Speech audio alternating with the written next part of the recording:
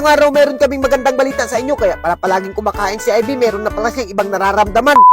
What's up sa inyo guys? For today's video ay habang nangunguha ako ng bayabas at isang napakagandang ubaga ay bigla akong nakurat dito kay Ivy. Paggawas niya ay bigla siyang nagsuka at nakurat ako kung iwan ko ba kung bakit. Ako parang delikado na naman tayo nito, parang masusundan na naman natin si Aki. Kaya naman hindi na kami nagpadugay-dugay, dumiretso na kaagad kami ng tandag dahil talagang bibili kami ng PT. At ayun nga guys, sinuroy muna namin si Aki dito sa Boulevard dahil matagal-tagal na siyang hindi nakasuroy. At as you can see naman guys, medyo maganda-ganda rin naman ang panahon. At pagdating namin dito, napakarami talaga ng hinabhab kaagad ni Ivy. At ayun nga guys, hindi na mapigilan yung pagkain niya. Iwan ko ba kung ano ng klaseng babae ito, parang lakas na humabhab. Iwan ko, at sabi niya meron daw siya ibang nararamdaman, parang buntis na naman to siya. Patay tayo dyan, kahubo-hubo talaga tayo nito kapag nasundan na si Aki.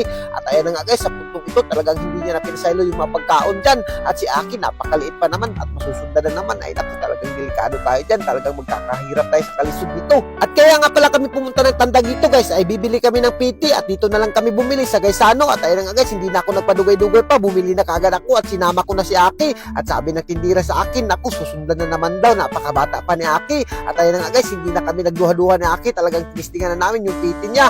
At ayun nga guys, nagsuri-suri muna kami dito sa Gaisano. At pag suri-suri namin habang nagtatambay kami ni Aki dito guys, alam nyo ba kung anong ginawa ni Ivy dito? Nagpalit na naman siya ng mga buko dyan at talagang kami na lang yung sima-sima dahil binawalan na namin siya. At speaking of binawalan guys, hindi pa rin siya nagpalupig, talagang sinima-sima niya pa rin yung mga pagkain. At nakurat na nga si Aki dito, ang lakas na humabab ni Mama. At hindi pa siya nakuntinto guys, talagang kumain na naman siya ng shawarma. Iwan ko ba kung buntis to, gibitok na talaga to siya. At kapag nagpositive talaga ito na buntis si Ivy, ay naku, magkahubobo talaga tayo dito sa kalisod guys. At sa puntong ito guys, nakauwi na nga pala kami ng bahay dito. At dito na titistingan ni Ivy at dito na malalaman kung buntis ba siya o hindi. At ayan na nga guys, sinubukan niya yung PT guys, hindi ko alam yung PT, ihihan pala yan. At sa puntong ito guys, kinukulbaan talaga ako sa resulta, habang si Ivy naman ay sobrang tuwang-tuwa siya dahil nakita niya kung anong result. Ay naku, talagang delikado tayo dyan, parang magkahubobo talaga tayo nito. Pero alam nyo ba guys, ang resulta ay negative pala. Totoo pa lang, hindi siya buntis, bitok lang pala yung palagi siyang nagugusla at palagi siyang umabhab. Sabi ko sa kanya, pupurgahin ko na lang siya dahil parang gibitok na siya sa kakakain niya.